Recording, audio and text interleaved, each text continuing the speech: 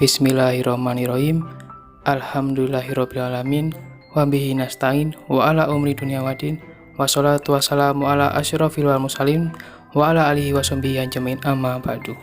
Puji syukur kita panjatkan atas kehadirat Allah Subhanahu wa Ta'ala, karena dengan limpahan rahmat dan karunia-Nya sehingga kita semua dalam keadaan sehat walafiat. Salawat serta salam tidak lupa kita panjatkan kepada baginda kita Nabi Muhammad Sallallahu Alaihi Wasallam yang telah membawa kita dari zaman jahiliyah ke zaman modern yang penuh dengan kemajuan ilmu pengetahuan dan teknologi seperti yang kita rasakan pada saat ini. Kemudian izinkan kami kelompok 4 untuk memperkenalkan rekan-rekan dari anggota kami. Warahmatullahi wabarakatuh. Izin memperkenalkan kelompok kami dari kelompok 4 mata kuliah pedagogi akan memperkenalkan anggota kelompok kami. Dengan saya sendiri Zudan Naufali dengan NPM 2021464050002. Dengan rekan saya selanjutnya yaitu saya Devi Damayani dengan NPM 20214640503 yang akan dilanjutkan dengan rekan saya. Saya Amanda Punya Pangestu dengan NPM 2021440640517 dan dilanjutkan dengan rekan saya Mustika NPM 2021446405021 dan selanjutnya akan dilanjutkan dengan rekan saya. Baik, saya Disa Putra dengan nomor NPM 2021464050025. Kemudian dilanjutkan dengan rekan saya berikutnya. Dan saya Desi Ratnasari dengan nomor NPM 2021446405035. Pada kesempatan kali ini, saya akan memaparkan makalah saya tentang pedagogi sebagai ilmu pengetahuan. Nah, di sini ada 2 poin yang akan saya bahas. Yang pertama yaitu konsep pengetahuan dan ilmu pengetahuan. Kemudian yang kedua, pedagogik sebagai ilmu pengetahuan. Konsep pengetahuan dan ilmu pengetahuan. Yang pertama, konsep pengetahuan. Sains adalah pengetahuan yang disusun secara sistematis oleh daya pikir, dan siapa yang ingin mengetahuinya selalu dapat menyelidiki dan mempelajarinya secara kritis. Nah, kita mengetahui suatu hal tersebut dapat kita peroleh dari pengalaman dalam kehidupan sehari-hari, baik dari pengalaman pribadi dalam mengatasi masalah yang dihadapi dalam kehidupan sehari-hari. Pengetahuan juga dapat dijelaskan sebagai hasil mengetahui objek-objek di alam nyata menurut akal dengan jalan pengamatan. Kemudian yang kedua, pengertian ilmu pengetahuan. Secara etimologis, ilmu berasal dari bahasa Arab yaitu alama, yang artinya tahu. Secara umum, istilah ilmu sebagaimana dipahami masyarakat umum dalam kehidupan sehari-hari. Maka, semua pengetahuan yang kita ketahui atau kita peroleh itu tergolong sebagai ilmu. Nah, jadi pada dasarnya, ilmu pengetahuan adalah segala sesuatu yang kita kenal mengenai suatu objek yang diperoleh dari pengalaman dalam mengatasi masalah, dari informasi atau cerita orang lain, dan dari kebiasaan atau adat istiadat. Baiklah, di sini saya akan melanjutkan materi yang selanjutnya, yaitu pedagogik sebagai ilmu pengetahuan. Nah, istilah pedagogik berasal dari bahasa Inggris yaitu pedagogi. Juga berasal dari 2 kata dalam bahasa Yunani kuno, yaitu paidos yang berarti anak dan agogos yang berarti mengantar, membimbing, atau memimpin.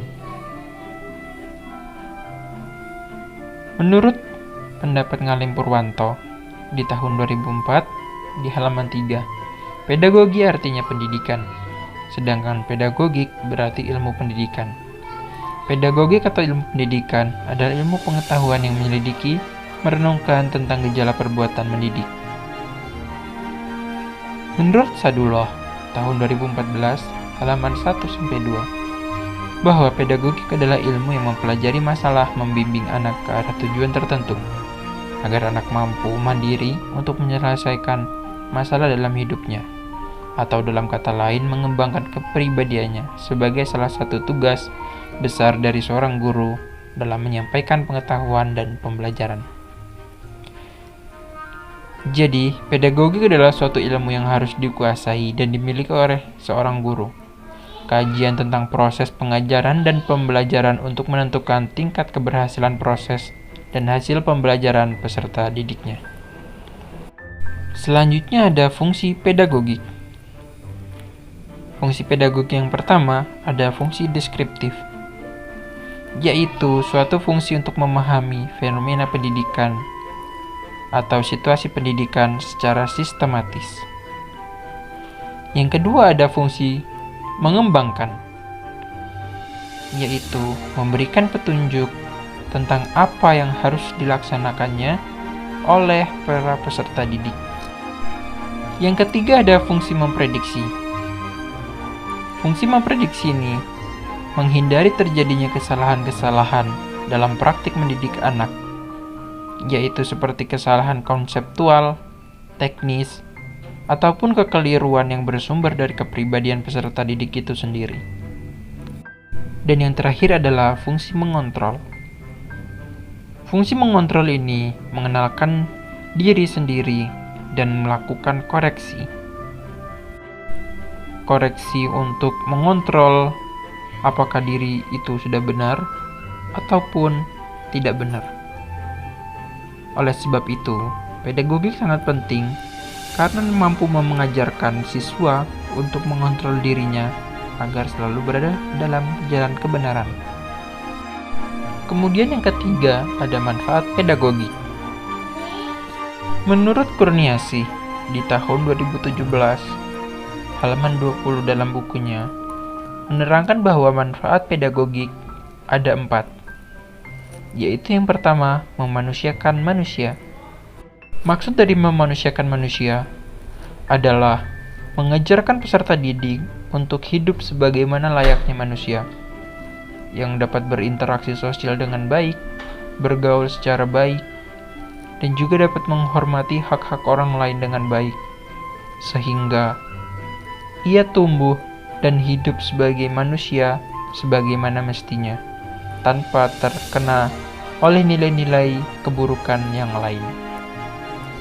Yang selanjutnya ada agar anak atau peserta didik mampu memahami dan menjalankan kehidupannya kelak. Manfaat ini yaitu untuk menunjang kehidupan siswa tersebut di kemudian hari, agar ia mampu menghadapi berbagai macam kesulitan dan mengatasi berbagai macam cobaan dalam hidupnya dengan kemandirian yang telah ia miliki, yang telah diajarkan oleh gurunya, dan pengalaman-pengalaman yang telah dia terima sebelumnya. Yang ketiga ada membantu peserta didik mempertanyakan dan menantang dominasi, serta keyakinan dan praktek dominasi. Dan yang terakhir ada mengembangkan kepribadian siswa yang sehat. Yang dimaksud di sini adalah sehat dalam bergaul, bersosialisasi, dan menjalankan kehidupannya dengan baik dan benar, tanpa ia terkeluar dari norma-norma yang ada di dalam masyarakat dan juga aturan-aturan yang baik dari kehidupan itu sendiri. Dan materi yang terakhir adalah tujuan dari pedagogi. Menurut Kurniasih di tahun 2017 dalam bukunya, yaitu di halaman 15, tujuan pedagogik adalah memanusiakan manusia, menjadikan manusia menjadi seorang yang lebih dewasa untuk kebahagiaannya dalam menjalani kehidupan di masa yang akan datang, serta menjadikan seseorang menjalani hidup dengan bahagia. Dengan kata lain, tujuan pedagogik berkaitan dengan hakikat pendidikan sendiri, sebagaimana pengubah yang diharapkan mampu membuat peserta didik dapat mengembangkan potensi yang ada dalam dirinya. Baiklah, demikianlah tadi penjelasan materi dari kelompok kami. Apabila terjadi banyak kekeliruan, kesalahan, ataupun penerangan yang tidak jelas, kami mengucapkan mohon maaf yang setulus-tulusnya. Dan kepada teman-teman semua kami ucapkan terima kasih.